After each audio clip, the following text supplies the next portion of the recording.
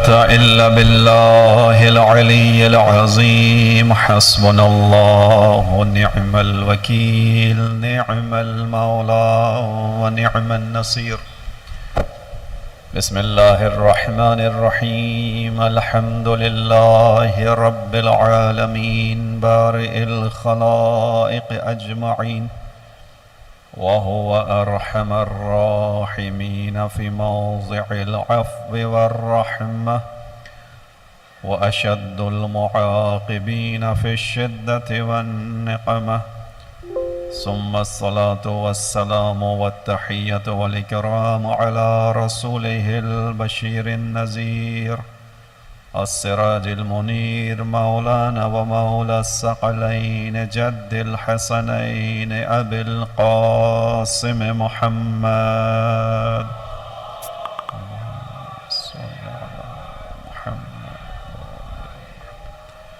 وعلى أهل بيته الطيبين الطاهرين المعصومين المظلومين الذين أذهب الله عنهم الرجس وطهرهم تطهيرا. صلى على محمد.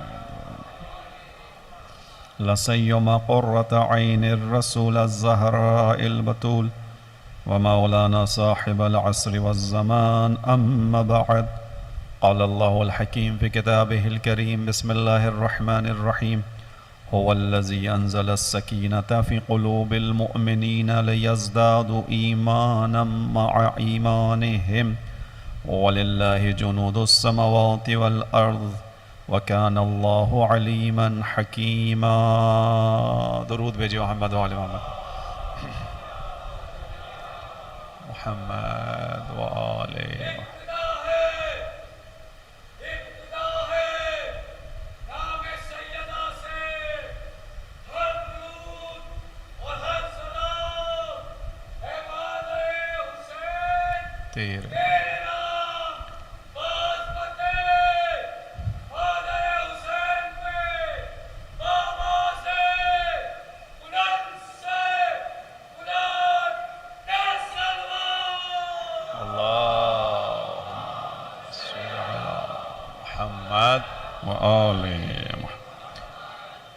حضران محترم، آج شب جمعہ ہے، شب مغفرت، شب رحمت.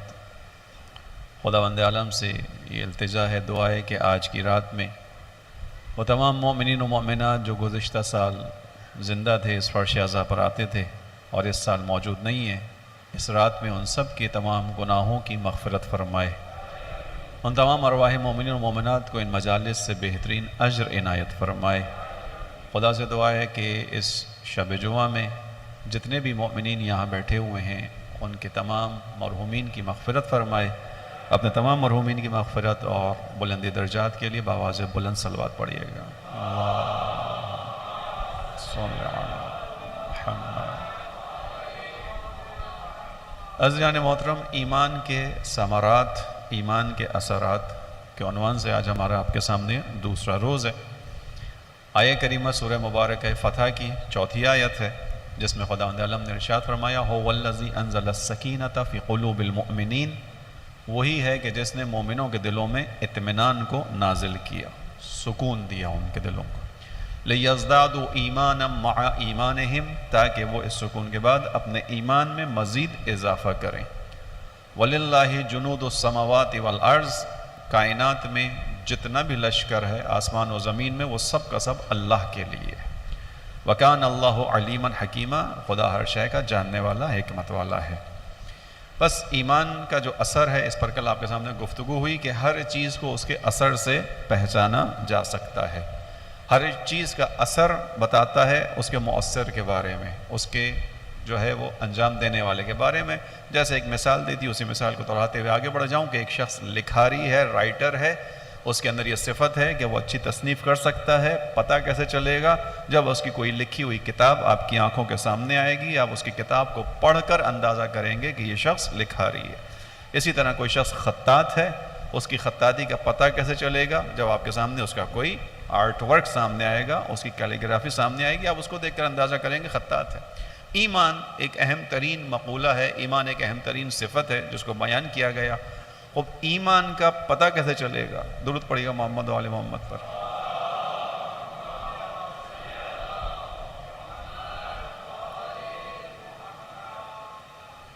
بارے دیگر صلوات پڑھیے گا۔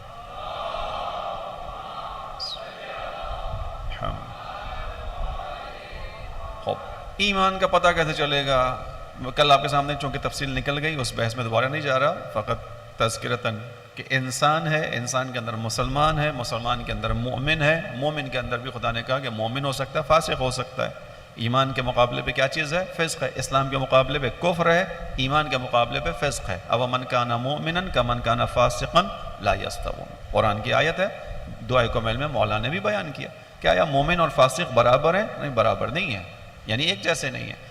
ظاہری طور پر تو ہر شخص مومن نظر آئے گا، یعنی جو مومن ہونے کا ادعا کر رہا ہے، جو بات کر رہا ہے کہ میں مومن ہوں، جو کہتا ہے کہ میرا تعلق ایمان سے ہے، خب ادعا کے اندر، کلیم کے اندر تو سب ایک جیسے نظر آئیں گے۔ پتہ کیسے چلے گا کہ کون مومن ہے کون نہیں ہے؟ آیا یہ پتہ چلانا ضروری ہے؟ ہاں ضروری ہے، کیونکہ خداوند عالم جاننا چاہتا ہے کہ کون صاحب ایمان ہے کون صاحب ایمان نہیں ہے۔ اس لیے کہ خداوند عالم نے سورہ عنکبوت میں اسی چیز کو بیان کیا کہ لوگ یہ سمجھتے ہیں کہ انہوں نے فقط یہ کہہ دیا کہ ہم ایمان لے کر آ گئے تو ہم انہیں چھوڑ دیں گے، نہیں، آزمائش کریں گے، ابتلا میں ڈالیں گے، مبتلا کریں گے۔ کیوں؟ پروردگار کیوں کرے گا؟ تو ابتلا میں کیوں ڈالے گا، آزمائش کیوں ڈالے گا؟ تاکہ سچا اور جھوٹا الگ الگ ہو جائے، تاکہ خدا جان لے کہ سچا کون ہے جھوٹا کون ہے۔ اب خداوند عالم اے بار الہ، تجھے یہ جاننے کی ضرورت ہے کیا؟ تو سب جاننے والا ہے، تو انسان کی زبان سے کوئی بات باہر نہ نکلے تو وہ جانتا ہے۔ علیم بذات الصدور ہے۔ کیا مطلب ہے اس آیت کا؟ علیم بذات الصدور، جو سینوں کے اندر چھپی ہوئی باتیں ہیں وہ جاننے والا ہے، تو وہ جانتا ہے، تو تجھے کیا ضرورت ہے؟ خدا کہے گا نہیں، یہ جو پہچان کروانی ہے اس لیے نہیں کہ مجھے اپنے علم میں اضافہ کرنا ہے، میرے علم میں کوئی اضافہ ہونے والا نہیں ہے، میں ہر چیز کو جانتا ہوں۔ یہ جو الگ الگ کرنا ہے یہ خود انسانوں کے اپنے اوپر حجت کو تمام کرنا ہے۔ حالات میں آنے کے بعد پتہ چلے گا کون صاحب ایمان ہے کون صاحب ایمان نہیں ہے۔ اگر یہ امتحان نہ ہو، آزمائش نہ ہو، مشکل نہ ہو، تو کل قیامت میں ہر شخص میرے سامنے آ کر کھڑا ہو جائے گا، ہم نے دنیا میں مؤمنانہ زندگی گزاری ہے، ہمیں اجر چاہیے۔ اور خداوند عالم کس بنیاد پر فیصلہ کرے گا کہ کس کا کیا اجر ہے، کس کی کیا سزا ہے؟ توجہ رکھیے گا۔ حالانکہ علی کل شیء قدیر ہے، بادشاہ ہے، جو فیصلہ کرنا چاہے کر دے، لیکن اس نے اپنے نظام کی بنیاد عدالت پر بنائی ہے، اس کے نظام کی بنیاد عدالت پر ہے۔ اسی لیے ہمارے یہاں اصول دین کی بحث میں توحید کے ساتھ عدالت کا اضافی تذکرہ ہے۔ کیوں عدالت کا تذکرہ ہے؟ چونکہ خدا عادل ہے، خدا اگر کسی کو دے رہا ہے کسی کو نہیں دے رہا تو اس کے پیچھے حکمت ہے۔ خداوند عالم بادشاہ، جو ہمارا تصور بادشاہوں کا ہے، وہ بادشاہ نہیں ہے۔ خداوند عالم بادشاہ یعنی کل اختیار رکھتا ہے، مگر نظام کائنات عدل پر ہے۔ پس یہ جو خدا امتحان اور آزمائش لے رہا ہے عزیزان محترم، کیوں؟ تاکہ انسان پر حجت تمام ہو۔ خود انسان قیامت کے اندر اپنے نامہ عمل کو دیکھ کر کہے کہ ہاں جو مجھے مل رہا ہے وہ میرا اپنا ہی کیا ہوا ہے۔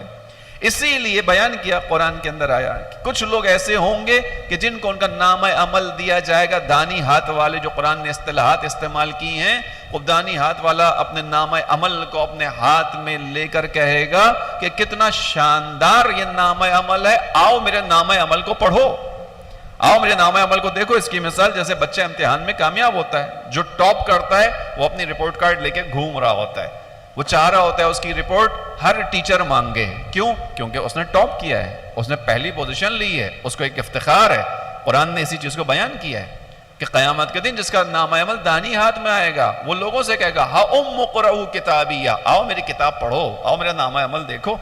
جس کو بائیں ہاتھ میں ملے گا، الٹے ہاتھ میں ملے گا، اصطلاحات ہے قرآن کی، وہ کیا کہے گا؟ کہے گا کاش میرا نامہ عمل میرے ہاتھ میں نہ دیا جاتا، یا لیتنی لم اوتی کتابیہ، یا لیت لم اوتی کتابیہ، کاش مجھے میری کتاب نہ دی جاتی۔ خوب، یہ خدا حجت تمام کرنے کے لیے انسانوں کو آزمائش میں ڈالے گا۔ خدا نے پہلے کہا، جیسے کل میں نے آپ کے سامنے مثال دی تھی۔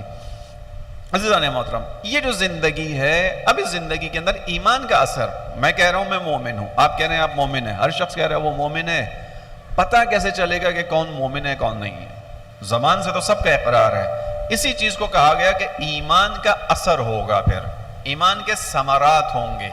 ایمان اپنے اثر سے بتائے گا کہ میں جس کے پاس ہوں وہ مومن ہے، جیسے لکھاری کی کتاب نے بتایا، رائٹر کی کتاب نے بتایا صلاحیت ہے لکھنے کی، خطاط کی خطاطی نے بتایا کہ صلاحیت ہے اس کے اندر خطاطی کرنے کی، مصور کی تصویر بتاتی ہے کہ وہ مصور ہے، اس کے اندر صلاحیت ہے۔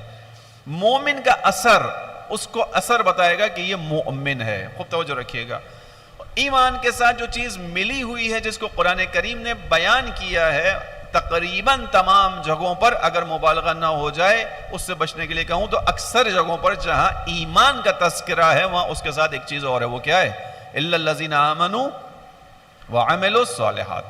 جہاں ایمان کا تذکرہ ہے اس کے ساتھ جڑی ہوئی چیز ہے وَعَمِلُوا الصَّالِحَاتِ۔ اس کا مطلب کیا ہوا کہ اگر ایمان ہے تو اس کا اثر کیا ہے؟ عمل صالح۔ ایمان بغیر عمل کے قابل قبول نہیں ہے۔ کس کی بارگاہ میں؟ اللہ کی بارگاہ میں، جس نے ایمان کو انسان کے لیے زینت قرار دیا ہے۔ کل کی آیت آپ کے ذہن میں ہے نا انشاءاللہ، سورہ حجرات کی آیت نمبر 7، وَلَكِنَّ اللَّهَ حَبَّبَ إِلَيْكُمُ الْإِيمَانَ وَزَيَّنَهُ فِي قُلُوبِكُمْ۔ خدا نے تمہارے لیے ایمان کو پسند کیا ہے۔ وہ جو تمہارا ولی ہے، سرپرست ہے، تمہارے معاملات کو تم سے بہتر جانتا ہے، تمہارے اوپر تم سے زیادہ مہربان ہے، اس نے تمہارے لیے ایمان کو پسند کیا ہے۔ اس پر بھروسہ کرو، اس پر اعتماد کرو۔ اس نے اس ایمان سے تمہارے دلوں کو مزین کیا ہے، وَزَيَّنَهُ فِي قُلُوبِكُمْ۔ بس یہ ایمان انسان کی عزت ہے۔ پتہ کیسے چلے گا؟ پتہ کہ چلے گا عمل کے ذریعے سے۔ ایک معیار، ایک شاخص یہ ہے، إِلَّا الَّذِينَ آمَنُوا وَالْعَصْرِ إِنَّ الْإِنسَانَ لَفِي خُسْرٍ۔ عصر کی قسم، تمام انسان گھاٹے میں، تمام انسان گھاٹے میں۔ اب جو قرآن کی آیت ہے، کل کی بات کو ذہن میں رکھیے گا، ایک دو باتیں ریپیٹ کر رہا ہوں کہ قرآن کو پڑھنے کے دو انداز ہیں۔ ایک یہ کہ 1400 سال پہلے کی آیات کیا تھیں، نازل ہوئی تھیں، جہاں پر ایمان والوں کا تذکرہ ہے، اس سے مراد اصحاب رسول ہیں، یہ غلط تصور ہے۔ اصل تصور کیا ہے، اصل نظریہ کیا ہے قرآن پڑھنے کا، کہ یہ جو آیات الہیہ ہیں یہ قیامت تک کے لیے ہیں۔ آج جب میں صاحبان ایمان کا تذکرہ پڑھ رہا ہوں تو یہ قرآن مجھ کو مخاطب کر کے کچھ کہہ رہا ہے، ٹھیک۔ وَالْعَصْرِ إِنَّ الْإِنسَانَ لَفِي خُسْرٍ، قرآن کی آیت سورہ عصر کی۔ عصر کی قسم، ہر انسان گھاٹے میں۔ ان الانسان کا ترجمہ جو کریں گے، ہر انسان، الف لام ہے انسان کے اوپر۔ جیسے ہم الحمد پڑھتے ہیں، حمد کا مطلب ہے تعریف، الحمد کا مطلب ہے تمام تعریفیں، الحمدللہ یعنی تمام تعریفیں اللہ کے لیے، ٹھیک ہے۔ انسان، ایک انسان، الانسان تمام انسان، تمام انسان۔ وَالْعَصْرِ إِنَّ الْإِنسَانَ لَفِي خُسْرٍ۔ آئیے اس آیت کو چونکہ جیسے میں نے بیان کیا کہ ہم نے اپنے دور میں اپنے لیے سمجھ کر پڑھنا ہے، یہ سورہ عصر کی آیت مجھے اور آپ کو مخاطب کر کے کہہ رہی ہے کہ تم انسان ہو، گھاٹے میں ہو، تم انسان ہو، گھاٹے میں ہو۔ اب اس کا فیصلہ خدا تو کر سکتا ہے نا، کون گھاٹے میں کون نہیں ہے، ہم اپنی مرضی سے تو نہیں کہہ سکتے۔ خداوند عالم نے بنایا ہے، خدا کا بنایا وہ اصول چلے گا۔ بہت چھوٹی سی مثالیں، یہ چھوٹی چھوٹی چیزیں۔ آج کے دور میں آپ کوئی بھی چیز خریدتے ہیں، اس کے ساتھ آپ اس کے لیے ایک مینول بک بھی لیتے ہیں، اس کا کتابچہ اس کے ساتھ ملتا ہے کہ اس چیز کو صحیح چلانا ہے تو کیا کرنا، اس کتابچے کے مطابق چلانا، اس مینول کے مطابق اس کو آپریٹ کرنا۔ اگر تم نے اپنی ڈیوائس کو اس مینول کے مطابق آپریٹ نہیں کیا تو کیا ہوگا، تمہاری ڈیوائس خراب ہو جائے گی۔ اسی طرح انسان بھی کسی کی مخلوق ہے یا نہیں ہے؟ انسان بھی کسی کا بنایا ہوا ہے یا خود سے وجود میں آیا ہے؟ جواب چاہیے مجھے جوانوں سے، بنایا ہوا ہے یا خود وجود میں آیا ہے؟ سیلف کریٹڈ ہے انسان یا نہیں؟ کسی نے بنایا ہے، وہ بنایا ہے۔ جس نے بنایا ہے پھر اس کا اصول کون بتائے گا؟ وہی بتائے گا۔ اگر اس کے بتائے ہوئے اصول پر چلے تو اپنے کمال تک پہنچیں گے، اس کے بتائے ہوئے راستے سے ہٹے تو زوال کا شکار ہو جائیں گے۔ درود پڑھے محمد و محمد۔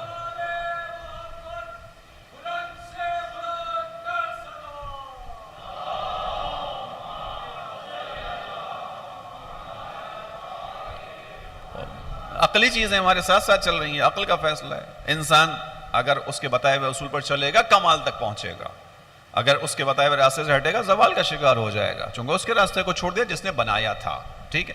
لہذا اب یہاں پر خداوند عالم کہہ رہے وَالْعَصْرِ إِنَّ الْإِنسَانَ لَفِي خُسْرٍ، یعنی ابھی میں باقی سب کو چھوڑ کر بیان کر رہا ہوں، اے مرکزی امام بارگاہ جعفر طیار میں بیٹھنے والے مومنوں، تم سب گھاٹے میں ہو، خداوند عالم کہہ رہے ہیں۔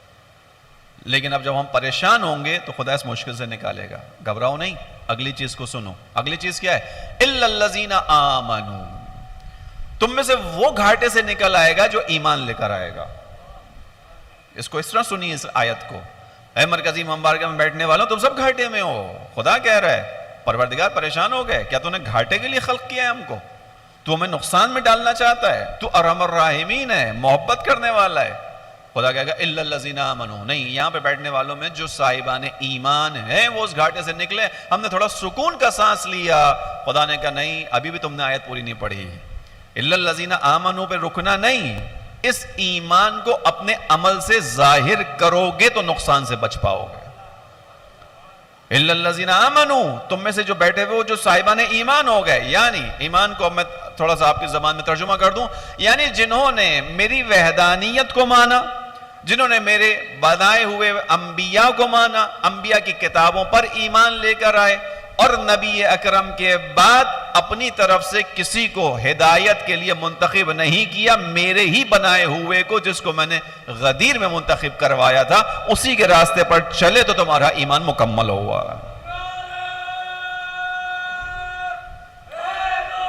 یا اللہم صلی علی محمد وآلہ۔ تم نے ان کے راستے پر، تم نے ان کو مان لیا، یہ ایمان کا مرحلہ طے کر لیا، ایک گھاٹے سے نکلنا شروع ہو گئے ہو، لیکن حقیقی معنی میں کب نکلو گے؟ وَعَمِلُوا الصَّالِحَاتِ، کہ جب تم فقط میرے نبی کی نبوت پر اعتقاد نہیں رکھو گے، میرے نبی کی نبوت کے ذریعے سے آئے ہوئے احکام کو اپنی زندگی میں لاگو کرو گے تو نقصان سے بچ پاؤ گے۔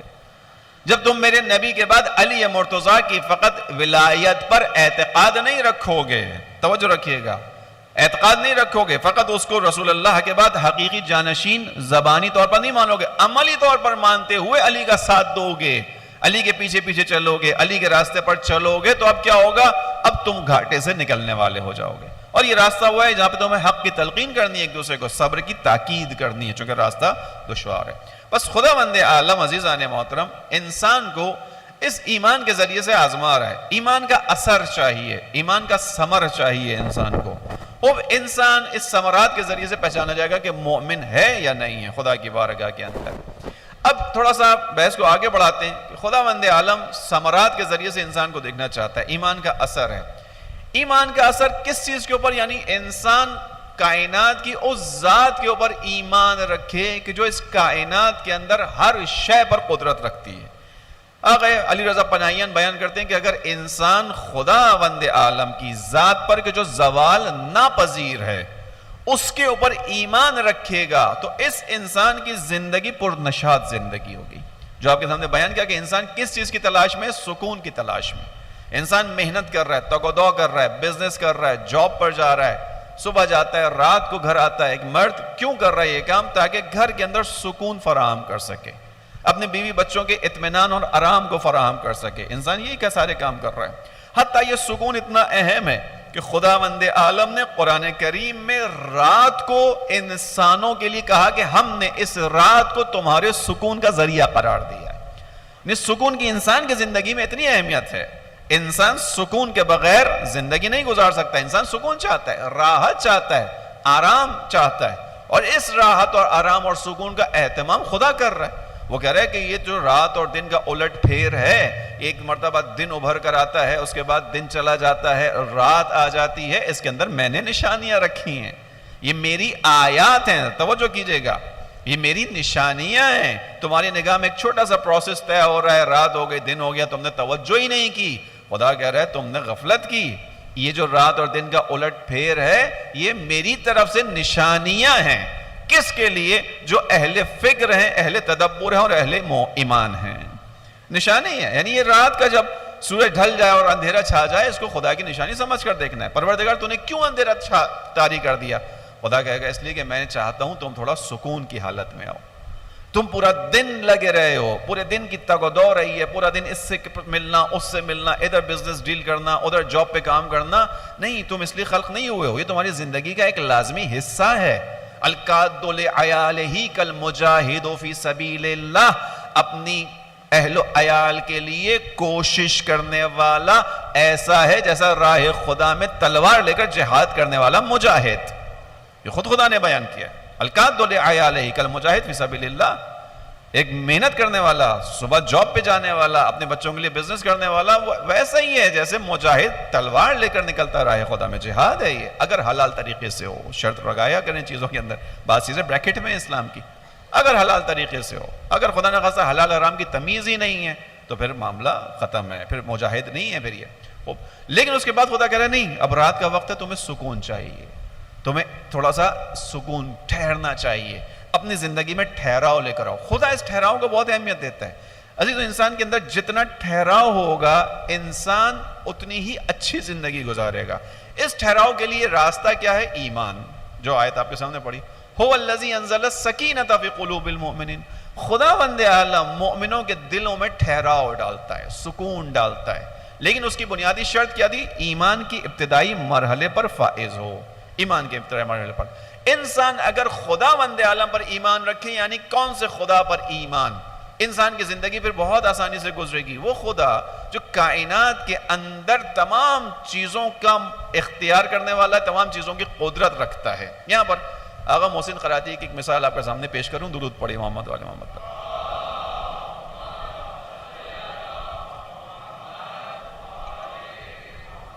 اب یہ مطالب ہم سب کی روزمرہ کی زندگی سے متعلق ہیں، یعنی ہم سب کا روزمرہ کا تعلق ہے. مجلس حسین اپنی معرفت میں، ایمان میں، خدا کی محبت میں، خدا کے اوپر اعتقاد، ائمہ علیہ السلام کی ولایت، ان کی محبت و مودت کو بڑھانے کا ذریعہ ہے. انسان خدا کے نزدیک ہو جائے کسی مجلس سے، یا خداوند عالم کو دیکھنے کا انسان کا انداز بدل جائے تو مجلس کا حاصل ہے. امام حسین علیہ السلام کربلا کے اندر اسی توحید تک پہنچانے کے لیے، ولایت کو صحیح معنی میں اجاگر کرنے کے لیے اپنی قربانی دے رہے ہیں. امام حسین کی قربانی کا مقصد یہ دین ہے، اسی دین کی خاطر امام حسین نے کام کیا. اور اب یہاں پر مثال ذہن میں رکھیے گا کہ ایک مومن کون ہے کہ جو خداوند عالم پر بھروسہ کرے، اطمینان رکھے خدا کے اوپر. خدا کون ہے؟ خدا وہ ہے جو اسباب کو بنانے والا ہے. اس کو آغا محسن قراتی فارسی میں کہتے ہیں سبب ساز بھی ہے، سبب سوز بھی ہے. سبب ساز یعنی اسباب کے ذریعے سے کام کرتا ہے. بعض اوقات اسی سبب کو خدا الٹا بھی کر سکتا ہے. خدا کے یہاں تو کوئی رکاوٹ نہیں ہے. اب ایک مثال کے طور پر ایک بچے کے سامنے آپ کہیں کہ اگر سفید چوک ہوگی تو وہ کیسا لکھے گی؟ سفید چوک کیسے لکھتی ہے؟ سفید. کوئلہ کیسا لکھے گا؟ کالا. دونوں کے اندر ایک ہی صلاحیت ہے نا، سفید چوک ہے سفید لکھے گی، کوئلہ کیسا لکھے گا؟ کالا لکھے گا. اس کے مطلب ہے ہر چیز کے اندر ایک چیز کی صلاحیت ہے، اسی کے مطابق وہ چیز کام کرے گی. اگر کوئی آپ سے کہے کہ ایک چوک ایسی ہے جو سفید بھی لکھ سکتی ہے، کالی بھی لکھ سکتی ہے، آپ مانیں گے اس چیز کو؟ آپ کہیں گے نہیں ہوگا. لیکن اگر کوئی کہے کہ خدا کے اذن سے ایسا ہوتا ہے، پھر کیا کریں گے آپ؟ ہاں، ہو سکتا ہے، اذن الہی ہے. اس کی مثال قرآن کے اندر ہے. حضرت موسیٰ کے پاس عصا ہے. خداوند عالم نے حضرت موسیٰ کو عصا دیا ہے، ان کے معجزات میں سے ایک معجزہ ہے. عصا ایک ہی ہے، لکڑی ایک ہی ہے، اس کی صلاحیت ایک ہی ہے، اس کی جتنی سائز ہے، جتنی چوڑائی ہے، وہ ایک ہی ہے. ٹھیک ہے. لیکن قرآن کریم میں خداوند عالم نے جو بیان کیا اسی عصا کے کہ جو حضرت موسیٰ کا عصا ہے، سائز میں، اندازے میں، خصوصیات میں وہی عصا ہے. اسی عصا نے دو طرح کے کام کیے ہیں. توجہ رکھیے گا، دو طرح کے کام کیے ہیں. یہ کس چیز پہ دلیل ہے؟ کہ آپ کا خدا وہ ہے جو ایک ہی چیز سے کئی طرح کے کام لے سکتا ہے. خدا کی قدرت کے مقابلے میں کوئی چیز نہیں ہے. مثلا ایک جگہ اس نے بیان کیا فَأَوْحَيْنَا إِلَى مُوسَىٰ أَنِ اضْرِب بِعَصَاكَ الْبَحْرَ. ہم نے موسیٰ پر وحی کی. کب؟ جب حضرت موسیٰ اپنی قوم کو لے کر نکلے، دریائے نیل کے کنارے پر پہنچ گئے. اب جب دریائے نیل کے کنارے پر پہنچے، پیچھے فرعون کا لشکر آ کے دریائے نیل، پیچھے بھی ہلاکت ہے، آگے بھی ہلاکت ہے. تیرنا تو سب کو آتا نہیں. اب اس زمانے کی بات ہے، اس زمانے میں لائف جیکٹس بھی نہیں بنی ہوں گی کہ جو سب کو پہنا دی جائیں وہ چلے جائیں. آگے دریا میں تیرنا نہیں آتا، ڈوب جائیں گے، کیسے نکلیں گے؟ پیچھے فرعون کا لشکر ہے، دونوں طرف ہلاکت بظاہر برابر نظر آ رہی ہے. حضرت موسیٰ سے لوگوں نے کہا، حضرت موسیٰ نے کہا گھبراؤ نہیں، ان معی ربی، میرا پروردگار میرے ساتھ ہے. یہ اطمینان قلب ہے جو خدا دیتا ہے مومنوں کو.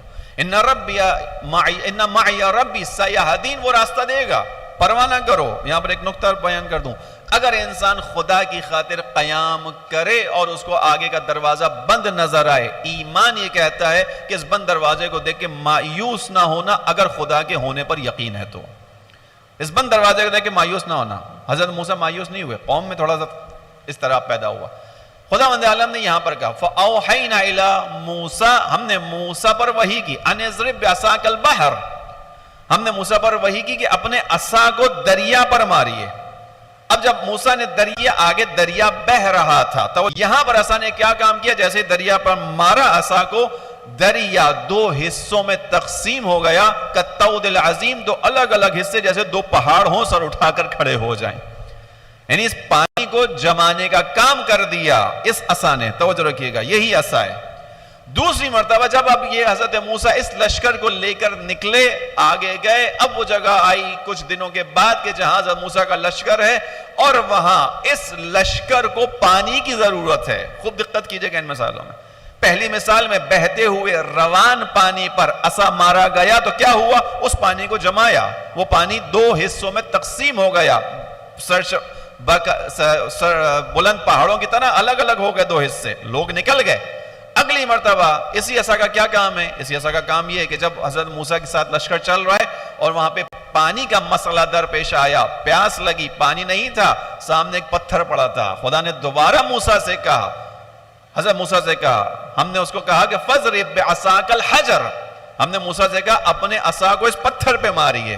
پہلے کہا تھا فَاضْرِب بِعَصَاكَ الْبَحْرَ, دریا پر مارو کہ وہ دو خشک حصوں میں الگ الگ ہو جائے. اب ہم کہہ رہے ہیں فَاضْرِب بِعَصَاكَ الْحَجَرَ, پتھر پر مارو. کیا ہوا, اس پتھر پر عصا مارنے کے نتیجے میں پانی کے 12 چشمے اس پتھر سے پھوٹ پڑے. پانی کے 12 چشمے اس پتھر سے پھوٹ پڑے.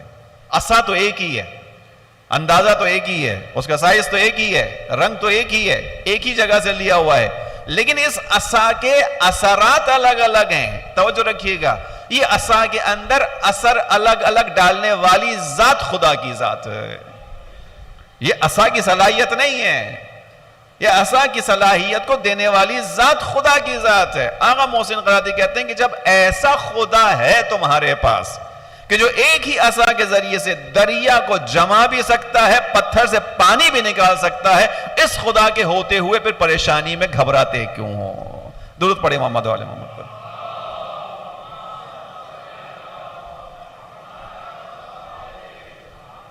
یہ خداوند عالم کی ذات ہے جو یہ کام کر سکتی ہے. بس عزیزوں, اسی لیے ایک مومن انسان حالات کے اندر ہرگز پریشان نہیں ہوتا. پریشان نہیں ہونے سے مراد یہ نہیں ہے کہ اس کو حالات کی پرواہ نہیں ہوتی. خوب گھر میں فاقہ ہے, بچے بھوکے ہیں, یقیناً پریشان ہوگا, لیکن مایوس نہیں ہوگا. ان حالات کے اندر بھی اپنے اطمینان قلب کو اپنے ہاتھ سے نہیں چھوڑے گا. اگر انسان کا تعلق خدا کے ساتھ مضبوط ہو جائے کہ وہ تعلق خدا نے انسان کا اس زمین پر بھیجنے سے پہلے بنایا ہے, جس کو مولا متقیان نے مناجات کوفہ میں بیان کیا ہے. ہماری اور آپ کی سب کی زبانی امام علی بیان کر رہے ہیں, مولایا یا مولایا انت الخالق و انا المخلوق, اے میرے مولا تو خالق ہے, میں مخلوق ہوں. ایک طرح سے مولا علی خدا کے سامنے بیان کر رہے ہیں. جیسے مثال کے طور پہ بیٹے کو, بچے کو کوئی چیز چاہیے ہوتی ہے, اب بچہ اس چیز کو چاہتا ہے باپ سے تو کیا کرتا ہے, آگے تھوڑی منت کرتا ہے, سماجت کرتا ہے کہ بابا آپ ہی نے تو یہ کام کرنا ہے, آپ نہیں کریں گے تو کس سے کرواؤں گا. دوسرے دوست کے بابا نے اس کو یہ چیز لے کر دی تھی مثال کے طور پہ, مجھے بھی یہ چاہیے, وہ باپ کے سامنے آ کر ہی منت سماجت کی جائے گی. احساس دلاتا ہے بیٹا, بعض اوقات اولاد احساس دلاتی ہے کہ آپ ہی نے کرنا ہے, آپ ہی کریں گے, آپ نہیں کریں گے تو کون کرے گا. امام علی بھی خدا کے سامنے اس طرح بیان کر رہے ہیں, انت الخالق وانا المخلوق. یعنی آیا میں اپنے الفاظ میں کہوں کہ کیا خداوند عالم نہیں جانتا کہ وہ خالق ہے؟ نہیں, خدا سننا چاہتا ہے انسان کی زبان سے کہ انسان اپنی وابستگی اور عاجزی کو خدا کی بارگاہ میں بھیجے. جب انسان اپنی عاجزی کو خدا کی بارگاہ میں بھیجتا ہے تو پھر خداوند عالم انسان کو عظمت عطا کرتا ہے.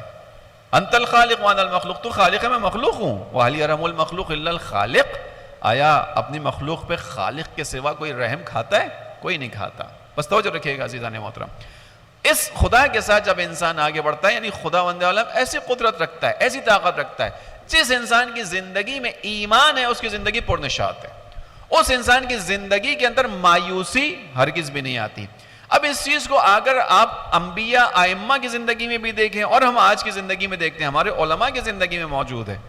کیوں؟ کیونکہ خدا کے ہونے پر ایمان ہے, خدا کے ہونے پر اعتقاد ہے، خدا کے ہونے پر یقین ہے، لہذا مشکلات کا سامنا کرتے ہیں۔ یہ بات آپ کے سامنے دوبارہ بیان کر رہا ہوں کہ اطمینان اور سکون جو خدا دیتا ہے یہ کہاں دیتا ہے؟ میدان میں دیتا ہے، گھر بیٹھ کے نہیں۔ اس کی آخری مثال آپ کے سامنے پیش کروں گا۔ لیکن اگر انسان خدا سے وابستہ ہو جائے، عزیزان محترم خدا سے وابستہ ہے، میں دوبارہ ریپیٹ کر رہا ہوں اپنی بات کو، انسان خدا سے وابستہ ہے۔ حقیقت میں اور آپ اپنے ماں باپ کے ہونے سے پہلے جس ذات کے ہیں وہ خدا کی ذات ہے۔ آپ خود اپنے آپ کے اندر بیٹھ کے فیصلہ کیجئے کہ آپ اس سے پہلے کہ اپنی ماں کی شفقت بھری آغوش میں آتے، آپ کس کے ہیں؟ آپ خدا کے ہیں۔ اس سے پہلے کہ آپ کا باپ آپ کو اپنے ہاتھوں پر اٹھاتا، آپ کس کے ہیں؟ آپ خدا کے ہیں۔ آپ کے ماں باپ نے آپ کی خلقت کا آغاز نہیں کیا، کل والا جملہ یا من بدأ خلقی، ہے خدا جس نے میری خلقت کا آغاز کیا ہے۔ انسان خدا سے جڑا ہوا ہے، خدا نے دین بھیج کر یہی چاہا کہ یہ لنک کو انسان سمجھ لے۔ انبیاء نے اگر اسی لنک کو بحال کرنے کی کوشش کی عزیزوں، اور کوئی کام نہیں کیا انبیاء نے جو انسان کے اندر تار ہے خدا کی محبت کا، اس کو جوڑنے کی کوشش کی ہے۔ بعض اوقات اس پر غفلت کا پردہ پڑ جاتا ہے، اور جس وقت یہ تار جڑ جاتا ہے پھر رسول اللہ کے ساتھ بیٹھنے والوں میں کوئی ابو ذر بن جاتا ہے، کوئی سلمان بن جاتا ہے، کوئی مقداد بن جاتا ہے۔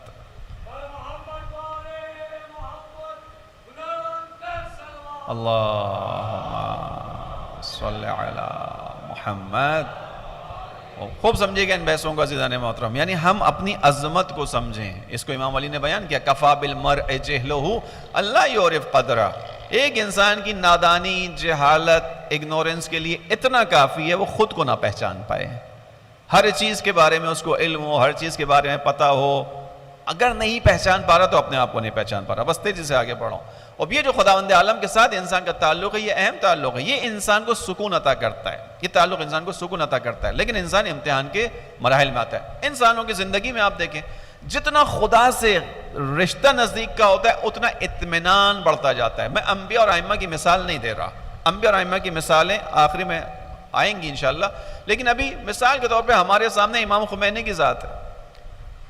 خدا سے تعلق کی بنیاد پر، یا یوں کہوں خدا سے مضبوط تعلق کی بنیاد پر یہ انقلاب وجود میں آیا ہے، انقلاب وجود میں آیا۔ خدا سے مضبوط تعلق، خدا سے تعلق میرا اور آپ کا بھی ہے۔ یہ جو آپ اور میں اس وقت فرش عزا پر بیٹھے ہیں، یہ خدا سے تعلق کی دلیل ہے۔ امام حسین علیہ السلام زمین خدا پر خدا کی محبت کے نمائندے ہیں۔ امام حسین علیہ السلام خدا کی زمین پر خدا کے نمائندے ہیں۔ ہم اگر امام حسین کی خاطر آئیں، حقیقت میں محبت خدا لے کر دل میں آئیں۔ احب اللہ من احب حسینہ، جو حسین سے محبت کرتا ہے خدا اس سے محبت کرتا ہے۔ لہٰذا یہ محبت الگ نہیں ہے، اس محبت کا مقصد بھی یہی ہے کہ انسان کو اس کمال تک پہنچائے۔ اب جتنا تعلق نزدیک ہوتا چلا جائے گا، جتنا انسان خدا کے ہونے کو اپنی ذات میں محسوس کرتا چلا جائے گا، انسان کی زندگی پرسکون ہوتی چلی جائے گی۔ ہم اور آپ ہر شخص یہ چاہتا ہے کہ ہم پرسکون زندگی گزاریں، سکون کے ساتھ زندگی گزاریں۔ میں نے عرض کیا خدا نے رات کو سکون کے لیے فرض قرار دیا۔ خوب، امام خمینی کی زندگی میں دیکھیں، بحری بیڑا آ گیا ان کے زمانے کے اندر جب وہ حیات تھے۔ بحری بیڑا امریکہ کا آیا اور اس نے آنے کے بعد کہا کہ ہم جو ہیں وہ ایران کی جو حساس جگہیں ان پر حملہ کریں گے۔ جو سپاہی پاسداران تھی اس وقت کے فوجی تھے، پریشان ہو گئے، امام خمینی کے پاس آ گئے۔ آنے کے بعد میٹنگ کر لی، urgent meeting, emergency meeting call ہو گئی، سب آ گئے۔ آنے کے بعد دیکھا یہ جو جمران میں رہتے تھے، جو بڑھاپے کے اندر تھے، خوب جوان تھوڑے بہت جو سپاہ میں اس میں تو وہ پریشان ہو رہے تھے۔ انہوں نے دیکھا کہ ان کے چہرے پہ اطمینان ہے۔ ان کو آگے کہا کہ آقا بحری بیڑا آ گیا ہے خلیج فارس کے اندر۔ اس نے کہا کہ ہم نشانہ بنائیں گے حساس جگہوں کو، نشانہ بنائیں گے جگہ۔ کیوں نہیں بگڑا؟ وہ خدا کی خاطر کیا ہے، خدا ہمارا نگہبان ہے۔ یہ اطمینان کہاں سے ملا؟ هو الذی انزل السکینۃ فی قلوب المؤمنین، وہی خدا ہے جو مومنوں کے دلوں میں سکون اور اطمینان کو نازل کرتا ہے۔ لیزدادوا ایمانا مع ایمانہم، تاکہ اپنے ایمان میں مزید اضافہ کریں۔ لوگوں کو تعجب ہوا کہ یہ بڑی طاقت ہے، یہ کہہ رہی ہے حملہ کرے گی تو حملہ کرے گی۔ امام نے کہا نہیں کر سکتی، نہیں کرے گی طاقت۔ آپ نے دیکھا بحری بیڑا واپس چلا گیا، نہ فقط واپس گیا، امام خمینی کی تاکید پر اس بحری بیڑے پر ایران مجاہدوں نے جا کر حملہ کیا تھا۔ اور آنے کے بعد اس نے ایران کے اندر مختلف کاموں کو انجام دیا۔ وہ سائیکولوجسٹ تھے کچھ، ان کو بلایا گیا تھا، ان کی کانفرنس رکھی تھی۔ اس وقت کی ملاقات کروائی گئی رہبر سے۔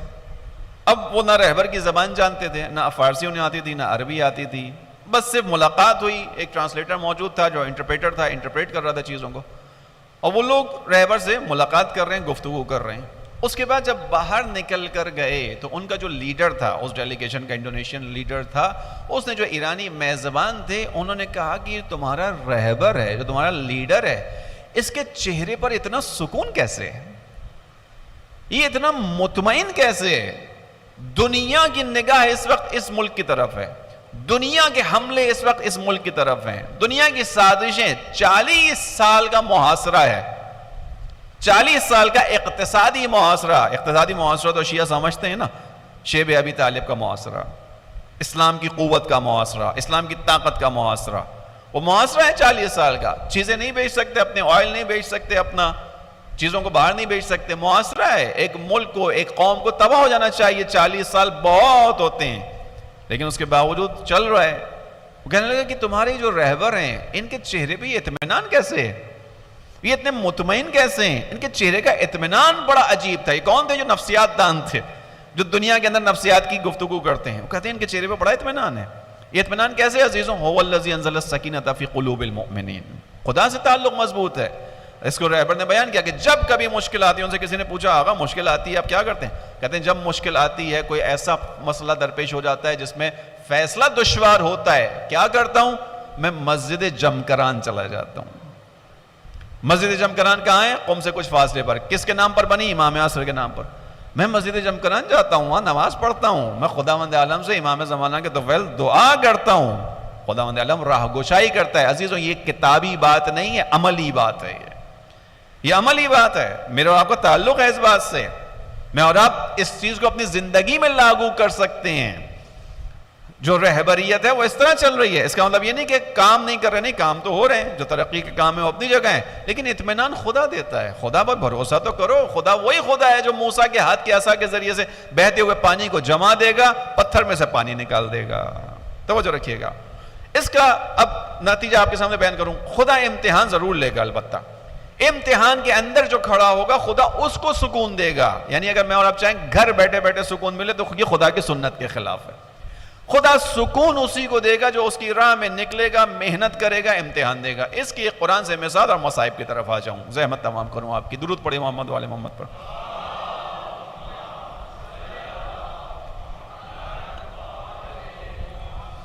توجہ رکھیے گا، قرآن کی آیت ہے سورہ قصص کے اندر حضرت موسیٰ کا تذکرہ ہے۔ حضرت موسیٰ کا تذکرہ کرتے ہوئے آیات تفصیلی ہیں، میں اپنے جو مثال بیان کرنی ہے اس کو مثال کو بیان کرتے ہوئے زحمت تمام کر رہا ہوں۔ حضرت موسیٰ کی ولادت ہوئی اس زمانے میں ہوئی کہ جس زمانے میں فرعون تمام جو بچے تھے ان کو مارنے کا حکم دے چکا تھا۔ جب اس کو بتایا گیا کہ ایک بچہ پیدا ہونے والا ہے اور وہ تمہاری حکومت کا خاتمہ کر دے گا، اس نے حکم دیا جو بھی لڑکا پیدا ہو مار دو۔ ہزارہ بچوں کو مار دیا گیا۔ حضرت موسیٰ کی والدہ کی حضرت موسیٰ کی ولادت ہو گئی۔ اب جب حضرت موسیٰ کی ولادت ہوئی، حضرت موسیٰ کی والدہ کو دھڑکا لاحق ہوا کہ یہ بچہ ہے، لڑکا ہے، اس کو مار دیا جائے گا۔ پریشانی ہوئی۔ یہاں پر اب خدا بیان کر رہا ہے فَأَوْحَيْنَا إِلَىٰ أُمِّ مُوسَىٰ، ہم نے موسیٰ کی ماں پر وحی کی، أَنْ أَرْضِعِيهِ، اس کو آپ دودھ پلائیے، رضاعت کیجئے، أَنْ أَرْضِعِيهِ، آپ اس کو رضاعت کیجئے، اس کو دودھ پلائیے، اور جب آپ کو اس کی نسبت خطرہ لگے تو کیا کیجئے، آپ اس کو پانی کے اندر بہا دیجئے۔ جب آپ کو اس کے نسبت کو خطرہ لگے، آپ کو لگے کہ اب اس کو مارا جا سکتا ہے، تو آپ کیا کریں، اس کو پانی میں ڈال دیجئے۔ آپ اس کو پانی میں ڈال دیں۔ جب پانی میں آپ ڈال دیں گی اس کے بعد کیا ہوگا، خداوند عالم آگے بیان کر رہا ہے کہ ہم اس کو آپ کی طرف پلٹا دیں گے۔ وَلَا تَحْزَنِي وَلَا تَخَافِي، یا وَلَا تَخَافِي وَلَا تَحْزَنِي ہے، وَلَا تَخَافِي وَلَا تَحْزَنِي، ڈرنا نہیں، گھبرانا نہیں۔ کیوں؟ کیونکہ مادر موسیٰ کون ہے؟ مؤمنہ ہے۔ ہم نے وہی کی کہ موسیٰ کو دودھ پلائیے، دودھ پلانے کے بعد جب آپ کو خوف لاحق ہو کیا کریں، اس کو پانی میں ڈال دیں۔ پانی میں ڈالنے کے بعد خوف نہ کریں، اب اطمینان کریں، حزن نہ کریں۔ اب یہ بچہ پانی کی لہروں پر جا رہا ہے۔ توجہ رکھیے گا، ایک ماں کے لیے کتنا دشوار کام ہے، انصافاً سوچیے اس بات کو۔ ایک ماں کے لیے کتنا دشوار کام ہے کہ اس کے نوزاد بچے کو خدا کے پانی کی لہروں کے حوالے کر دو۔ ماں اپنے بچے کو گھر کے اندر کیسے سنبھال کے رکھتی ہے، اپنے بچے کو ہر آسیب سے بچاتی ہے، ہر مشکل سے بچاتی ہے، ہر دھوپ سے بچاتی ہے۔ خدا کہہ رہا ہے کہ اس بچے کو پانی کی لہروں پہ بہا دو.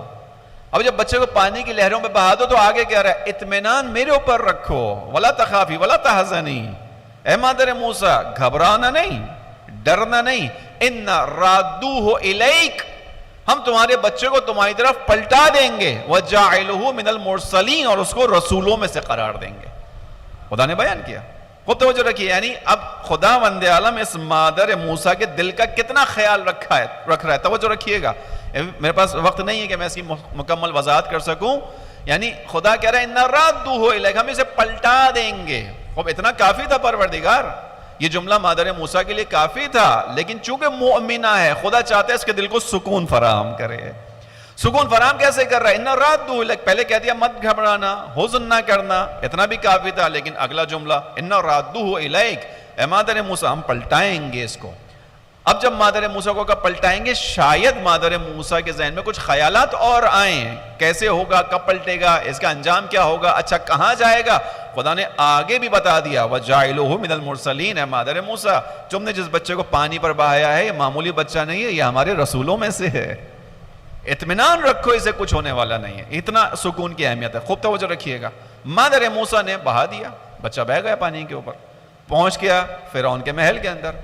فرعون کے محل کے اندر آ کر فرعون نے اس کو ہاتھوں میں اٹھا لیا. قرآن کے آگے کی آیات ہیں کہ ہم نے اس کو فرعون کے محل میں پہنچا دیا تاکہ وہ ہمارے دشمن کا دشمن بنے اور ہمارے دشمن کے لیے جو ہے وہ حزن کا ذریعہ قرار پا سکے, یعنی ہمارے دشمن کو جو ہے وہ تنگ کر سکے. جو ترجمہ میں ہم نے سادہ سا کر رہا ہوں, تنگ سے مراد یہ ہے کہ اس کو اس کی حقیقت یاد دلائے. اب آگے کے جملے ہیں وَأَصْبَحَ فُؤَادُ أُمِّ مُوسَىٰ فَارِغًا. اب بہرحال ایک دن ہو گیا, بچہ پانی پر بہہ کر چلا گیا. اب ام موسیٰ یعنی مادر موسیٰ کے دل کو قرار نہ آیا.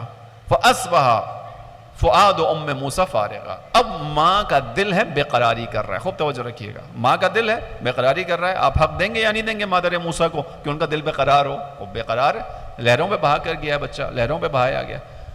ام موسیٰ مادر موسیٰ کا دل بے قرار ہو گیا, اور اب اس بے قراری کے عالم میں وہ اپنے اس راز کو ظاہر کرنے والے نہیں. وَإِنْ كَادَتْ لَيُبْدِي بِهَا, وہ اس راز کو ظاہر کر دیتی. لَوْلَا أَنْ رَبَطْنَا عَلَى قَلْبِهَا لِتَكُونَ مِنَ الْمُؤْمِنِينَ, وہ اس راز کو آشکار کر دیتی اگر ہم ان کے دل کو نہ سنبھالتے تاکہ وہ مؤمنوں کے درمیان ہی رہیں. توجہ رکھیے گا, مادر موسیٰ پہلے بھی مومنہ تھیں, مومنہ تھیں تو خدا کے کہنے پر انہوں نے بہایا. اگر مومنہ نہ ہوتی تو ان پر وحی نازل نہ ہوتی, مومنہ نہ ہوتی تو اپنے بچے کو خدا کے کہنے پر موجوں کے حوالے نہ کرتی. مومنہ تھیں, لیکن قرآن میں خدا نے بیان کیا مومنہ تھیں. اب ہم نے ان کا ایک امتحان لیا جو خدا بیان کر رہا ہے, جو آپ کے سامنے کل آیت پڑھی سورہ بقرہ کی کہ میں بتا رہا ہوں تمہیں امتحان لوں گا. خدا کہہ رہا ہے وَلَنَبْلُوَنَّكُمْ بِشَيْءٍ مِّنَ الْخَوْفِ, یہ مادر موسیٰ کا امتحان تھا خوف کے ذریعے سے. تو میں تمہیں بتا کے امتحان لے رہا ہوں, تم اس امتحان میں آ کر گر رہے ہو, گرو نہیں, مجھ سے شکایت نہ کرو, میں تو بتا رہا ہوں امتحان لوں گا. میں نے تمہیں کہا ہے میں تمہارا امتحان خوف سے لوں گا, مال کی کمی سے لوں گا, انفس کی کمی سے لوں گا, ثمرات کی کمی سے لوں گا. اور بشارت دے رہا ہوں صابروں کو, وبشر الصابرین, جو اس امتحان میں صبر کرے گا اس کو بشارت ہے میری طرف سے. مادر موسیٰ کا امتحان ہے, مادر موسیٰ امتحان کے اندر ہے. خوب توجہ رکھیے گا, جو نقطہ بیان کر رہا ہوں وہ یہ کہ سکون کہاں ملے گا, گھر بیٹھ کے نہیں. سکون جو میدان میں آ کر کھڑا ہوگا, خدا کی خاطر کام کرے گا, خدا اس کو اپنے کاموں کے درمیان سکون فراہم کرے گا. سکون گھر میں بیٹھ کے نہیں ملنا, یہ ذہن میں رکھیے گا. اللہ کی طرف سے جو سکون, اطمینان, آرام ملنا ہے وہ میدان میں آؤ, پھر خدا تمہارے دل پہ سکون نازل کرے گا, پھر خدا تمہارے دل کو مضبوط کرے گا. مادر موسیٰ میدان میں آئی, موسیٰ کو روانہ کیا نہر کے. خدا نے کہا ہم نے مادر موسیٰ کے دل کو اب تھاما. اب چونکہ صبح بے قراری کا وقت آ گیا, ہم نے تھام لیا دل کو. لولا ربطنا علی قلبها, اگر ہم ان کے دل کو مضبوط نہ کرتے, گرہ نہ لگاتے تو کیا ہوتا, وہ راز کو آشکار کر دیتی. ہم نے کیوں ان کے دل کو گرہ لگائی, کیوں سکون دیا دل کو, لتکون من المؤمنین, تاکہ وہ مومنوں میں رہیں, تاکہ وہ اپنے اس ایمان کو, جس ایمان کے تحت انہوں نے خدا پہ بھروسہ کرتے ہوئے اپنے بچے کو لہروں کے حوالے کیا تھا, اس ایمان میں مزید اضافہ ہو گیا. ہاں میرا پروردگار جو کہتا ہے وہ کرتا ہے. میرے پروردگار نے مجھ سے کہا تھا اِنَّ رَادُّوهُ إِلَيْكَ, میں تمہاری طرف پلٹاؤں گا اس کو, وہ پلٹانے والا ہے. خداوند عالم نے محکم کر دیا دل کو. بس عزیزوں, انسان ایمان کے ساتھ میدان میں ہوگا تو انسان کے دل پر خداوند عالم سکون نازل کرے گا. میں اور آپ چاہتے ہیں پرسکون زندگی گزاریں، راستہ ایمان ہے، ایمان کے ساتھ میدان میں آنا ہے، میدان عمل میں آنا ہے. جو امام خمینی کی مثال دی، رہبر کی مثال دی، میدان عمل میں یہ شخصیات مؤمنین یمن کی بہترین مثال ہے، سکون کی مثال. مطمئن دل کے ساتھ دشمن کا مقابلہ کر رہے ہیں، کوئی کمپیریزن نہیں ہے دو طاقتوں کا، یمن کے پا برہنہ مجاہدوں کا، سعودیہ کے سر سے پاؤں تک مجاہد سپاہیوں کے ساتھ کوئی مقایسہ نہیں ہے. یہ جو میں پچھلے سال بھی یہاں استقامت کے عنوان سے جو مجالس پڑھی تھی 5، اس میں نے اس مثال کو بہت اچھی طرح بیان کیا تھا. یہ جو جملہ کہا جاتا ہے پا برہنہ، ننگے پاؤں، یہ محاورتاً استعمال نہیں ہو رہا. یمن کے مومن حقیقتاً پا برہنہ ہیں، حقیقتاً ننگے پاؤں لڑ رہے ہیں. تصویریں میں نے پچھلے سال مثال میں کہا تھا، جا کے دیکھ لیجئے نیٹ پہ، کئی سپاہیوں کے پاؤں میں چپل نہیں ہوتا، اس کے باوجود لڑ رہے ہیں. کیوں؟ کیونکہ یہ میدان میں ہے. اب جب میدان میں تو خدا اپنی آیت کو پورا کر رہا ہے، هو الذی انزل السکینۃ فی قلوب المؤمنین، وہ خدا ہے جو مومنوں کے دل میں سکون نازل کرتا ہے. ننگے پاؤں لڑنا کوئی مسئلہ نہیں، خدا کی خاطر آگے بڑھنا. ان کو معلوم ہے کہ اب فتح ہماری ہے. وہ سعودیہ کے جو اتنی ساری فوجوں کے ساتھ میدان میں اترا تھا، وہ صلح کی طرف آہستہ آہستہ آمادہ ہو چکا ہے. آپ آگاہ لوگ بیٹھے ہوئے، آہستہ آہستہ اس نے پیش قدمی کی تھی، اب آہستہ آہستہ وہ پس قدمی کی طرف آ گیا، پیچھے کی طرف آ گیا. کیسے ہوا یہ کام؟ یہ مومنین میدان میں تھے. ان مومنوں کے میدان میں آنے کے نتیجے میں کیا ہوا؟ ان کے دلوں کو سکون دیا خداوند عالم نے. عزیزوں، کچھ ایسا ہی سکون ہے جو کربلا عطا کرتی ہے. کربلا سے زیادہ سکون عطا کرنے والی کوئی جگہ نہیں ہے. آپ واقعی اپنے آپ کو خود گواہ قرار دیجیے اور بتائیے، جو سکون آپ کو اس امام بارگاہ کے اندر ملتا ہے، ایسا سکون اس کے علاوہ کہیں ملتا ہے؟ حالانکہ یہ بظاہر تو کربلا نہیں ہے، یہ تو امام حسین علیہ السلام کی مجلس کی ایک جگہ ہے. لیکن آقا بہجت کے بقول ہمارے عقیدوں کو درست ہونا چاہیے. وہ کیا فرماتے تھے؟ کہتے تھے کہ جب کسی مجلس میں جاؤ تو یہ مت کہو میں مجلس میں جا رہا ہوں، کیا کہو میں کربلا جا رہا ہوں. یہ ایک عارف بزرگوار کی دید ہے، اس کا مشاہدہ ہے. ہم بہت سی چیزوں کو نہیں سمجھ پاتے، ہمیں نہیں معلوم، ہمیں دیوار کے پیچھے کیا نہیں معلوم، ہمیں بہت سی چیزیں سمجھ میں نہیں آتی. عارف بزرگوار جس کی آنکھیں کھلی ہیں، وہ کہہ رہا ہے کہ جب مجلس میں جاؤ مت کہو کہ میں مجلس میں جا رہا ہوں، کیا کہو میں کربلا جا رہا ہوں. کربلا یعنی کس کے پاس جا رہا ہوں؟ امام حسین کے پاس جا رہا ہوں. عزیز، السکون امام حسین کے پاس ملتا ہے. دنیا کے اندر اضطرابی حالت کے اندر انسان ہوتا ہے، امام حسین کا دروازہ ایسا دروازہ ہے کہ انسان کو سکون عطا کرتا ہے. کربلا کے اندر بے قراری بھی ہے، اس پہ انشاءاللہ کل آپ کے سامنے کچھ پڑھوں گا اگر زندہ رہا. لیکن سکون امام حسین کے پاس سکون ہے. ہر شخصیت کو امام حسین کے نام سے سکون دیا گیا ہے. عزیزوں، امام حسین علیہ السلام خود سکون فراہم کرنے والی شخصیت ہیں. ہر صحابی جو امام حسین کے پاس سے جا رہا ہے، جاتے جاتے مضطرب ہے، معلوم نہیں میں نے اپنا حق ادا کیا کہ نہیں کیا، مضطرب ہے. مسلم ابن اوسیجہ اس دنیا سے جا رہے ہیں، امام حبیب کے ساتھ ان کے سرانے پہنچے. حبیب نے مسلم ابن اوسیجہ سے کہا، مسلم اگر مجھے یہ یقین نہ ہوتا کہ تمہارے پیچھے پیچھے میں بھی آ رہا ہوں تو تم سے کہتا کوئی وصیت ہے تو کر لو، چونکہ وصیت کی جاتی ہے آخری وقت میں، اور جو بچنے والے ہوتے ہیں وصیت پر عمل کرتے ہیں. اگر مجھے یقین نہ ہوتا کہ میں تمہارے پیچھے پیچھے آ رہا ہوں تم سے کہتا وصیت کرو، لیکن ابھی تم سے کیا کہوں کہ وصیت کرو. مسلم کیا پلٹ کر کہتے ہیں، حبیب وصیت ہے، یہ جگہ بھی وصیت کی جگہ ہے، مت کہو کہ وصیت نہ کرو، نہیں وصیت کی جگہ ہے. حبیب کہیں گے کہ میں تو پیچھے پیچھے آ رہا ہوں، کہیں گے نہیں حبیب وصیت ہے. کیا وصیت ہے؟ امام حسین کی طرف اشارہ کر کے کیا کہا، اسی کا بحاظہ، اے حبیب وصیت کر رہا ہوں امام حسین کی نسبت، اسی کا بحاظہ میں تمہیں وصیت کر رہا ہوں. حبیب فقط وصیت اپنے الفاظ میں کر رہا ہوں، حبیب وصیت فقط مال کی تھوڑی ہوتی ہے، فقط یہ وصیت تھوڑی ہوتی ہے میرے بعد یہ کر دینا یہ کر دینا. حبیب تمہیں وصیت کر رہا ہوں اس فرزند زہرا کی، جب تک تم زندہ ہو کوئی تیر بلا ان کی طرف مت آنے دینا. یہ امام حسین کے عذاب ہے عزیزوں، جن کا اضطراب یہ ہے کہ ہمارے جانے کے بعد ہمارے مولا کا کیا ہوگا، اور ان سب کے سرہانے امام آ کر ان کے سروں کو آغوش میں رکھ کر انہیں مطمئن کر رہے ہیں کہ تم نے اپنا حق وفا ادا کیا ہے. یہ اضطراب کی حالت میں جا رہے ہیں، امام حسین آگے انہیں سکون فراہم کر رہے ہیں. امام کے سامنے کھڑے ہونے والا شخص جو نماز میں امام کے سامنے سپر بن کے کھڑا ہوا، عبداللہ ابن سعید، جب زمین پر گرتا ہے، گرنے کے بعد امام حسین سے ایک جملہ پوچھتا ہے. کیا پوچھتا ہے؟ اوفیت یا ابن رسول اللہ، اے رسول اللہ کے بیٹے میں نے وفا کی ہے؟ امام حسین کا جواب، نعم انت امامی فی الجنہ، ہاں تو نے اپنا حق وفا ادا کیا ہے. اس کو اطمینان نہیں ہے، امام حسین اسے سکون فراہم کر رہے ہیں. وہ امام کے ساتھ زانوں پہ سر رکھ کر کہتا ہے اوفیت ہو، میں نے وفا کی ہے آپ کے ساتھ، میں مطمئن نہیں ہوں، مجھے مطمئن کیجئے. امام حسین کہتے ہیں نعم، ہاں تو نے وفا کی ہے، تو نے ایک ایک تیر کو اپنے اوپر لیا ہے، تو نے ایک ایک تیر کو اپنے اوپر سہا ہے، میری طرف کوئی تیر نہیں آنے دیا، اس سے بڑی وفا اور کیا ہوگی. نعم انت امامی فی الجنہ، تو نے وفا کی ہے. اب جنت میں ایسے جائیں گے کہ ہم دونوں ساتھ ساتھ چلیں گے، تو آگے آگے چل رہا ہوگا، میں پیچھے پیچھے آ رہا ہوں گا. بس عزیزان محترم، امام حسین سکون کا ذریعہ ہے. خداوند عالم نے امام حسین کو سکون کے لیے خلق کیا ہے. شاید خداوند عالم نے امام حسین کے ذریعے سے کتنا سکون فراہم کیا مجھے اور آپ کو. ہمارے اور آپ کے ایمان سے بتائیے، جو غم مصیبت ہمارے گھروں پر آتی ہے، جو عزیز رشتہ دار ہاتھ سے چلا جاتا ہے، اس کے جانے کے اوپر ہمارے دلوں کا سکون کس کی یاد سے ہوتا ہے؟ ہم کیوں علی اکبر پر روتے ہیں؟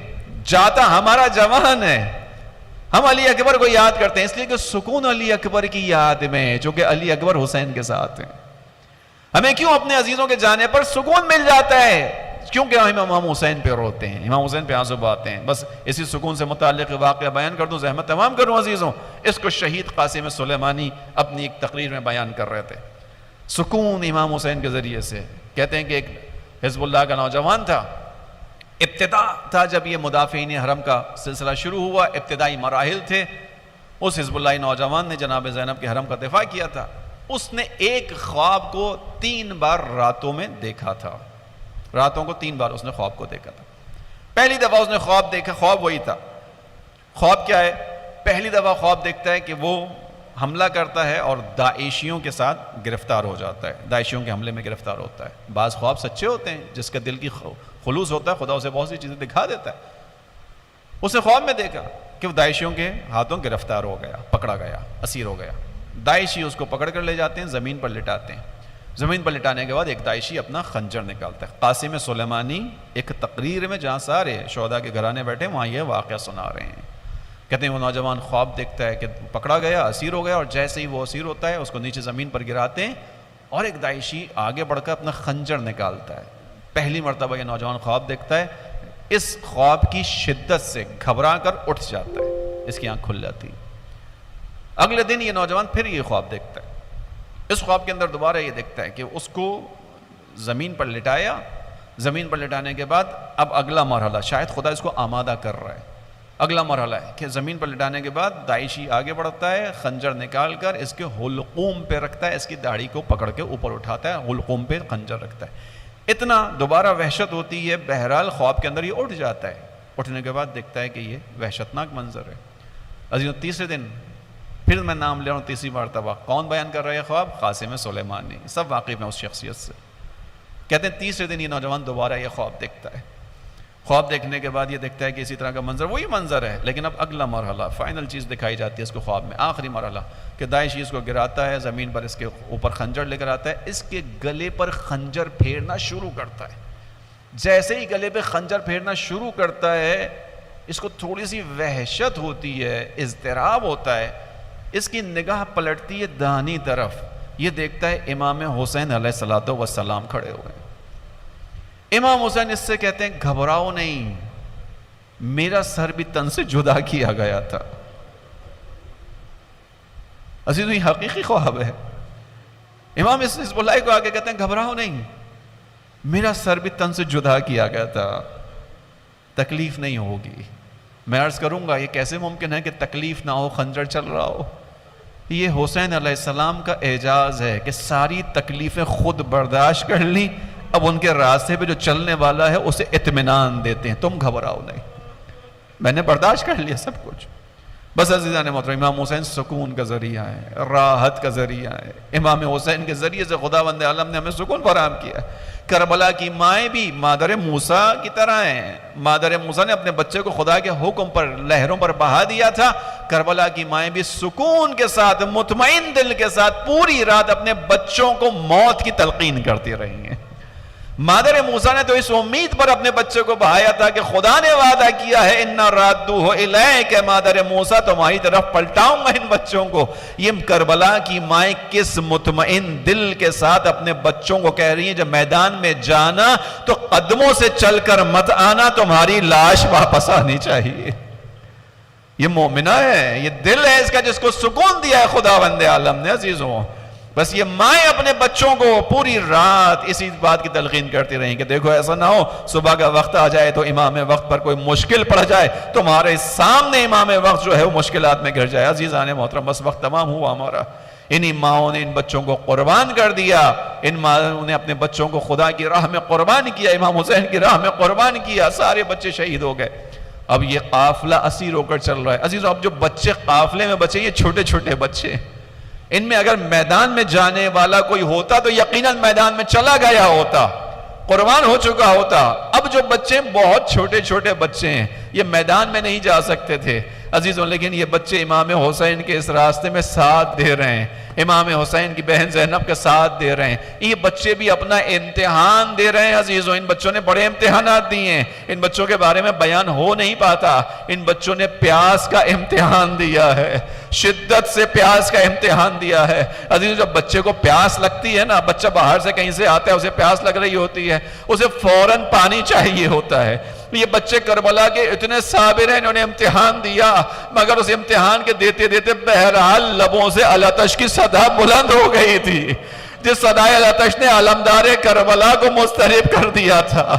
وہ علمدار کربلا ان بچوں کی صدا سن کر پانی لینے چلے تھے، پانی نہ آ سکا تو علمدار نے راستہ بدل دیا تھا کہ بچے پیاس کی عالم میں انتظار کر رہے ہیں۔ عزیزوں ان بچوں نے بڑے امتحان دیے ہیں۔ بچوں کا جب دنیا سے کوئی جا رہا ہوتا ہے، چلا جاتا ہے، تو بڑوں کو بلا کر تسکین دی جاتی ہے، گلے سے لگایا جاتا ہے۔ ان بچوں کا جب کوئی دنیا سے گیا تو کیا کیا گیا؟ ان بچوں کو تماچے مارے گئے، ان بچوں کو تازیانے مارے گئے۔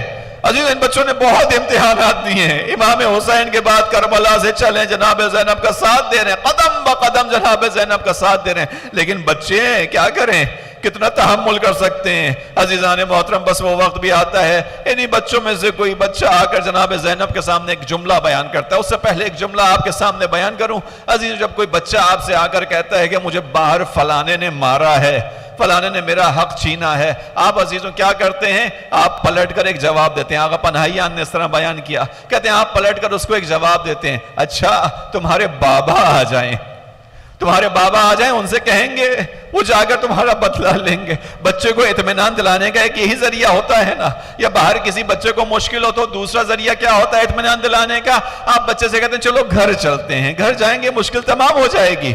اب پناہیان صاحب کی زبانیں سن لیجئے کہ جہاں مائیں اپنے بچوں سے یہ جملے بھی ادا نہ کر سکیں، وہاں بچوں کو دلاسا کیسے دیں؟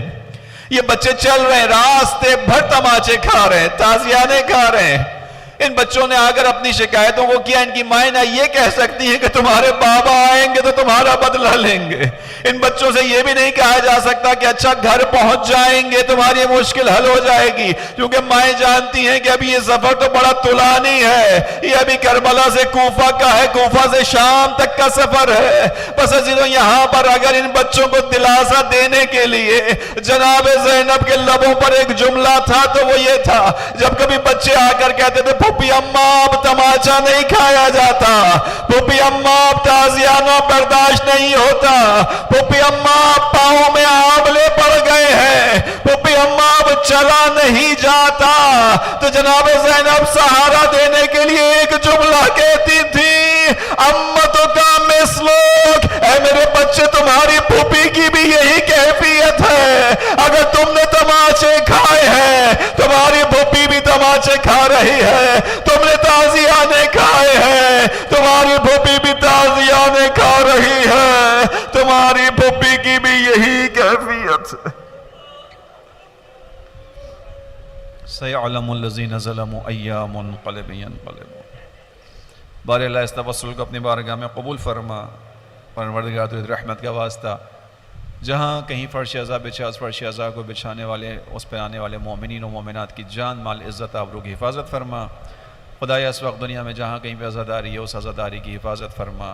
پروردگار اس وقت جو مؤمنین و مؤمنات دنیا میں اس عالمی وبا سے متاثر ہیں ان سب کو شفا عطا فرما، اس عالمی وبا کا دنیا سے جلد خاتمہ فرما۔ پروردگار امام حسین علیہ السلام کی زیارت کے راستوں کو ہم سب کے لیے آسان فرما۔ پروردگار درود الرحمت کا واسطہ جو مومنین یہاں موجود ہیں ان کے گھروں میں جو بیمار ہے اس کو شفا عطا فرما، تمام مراجع اعظام کو، رہبر معظم کو صحت سلامتی طول عمر عنایت فرما، اپنی آخری حجت کے ظہور میں تعجیل فرما۔ ماتم حسین۔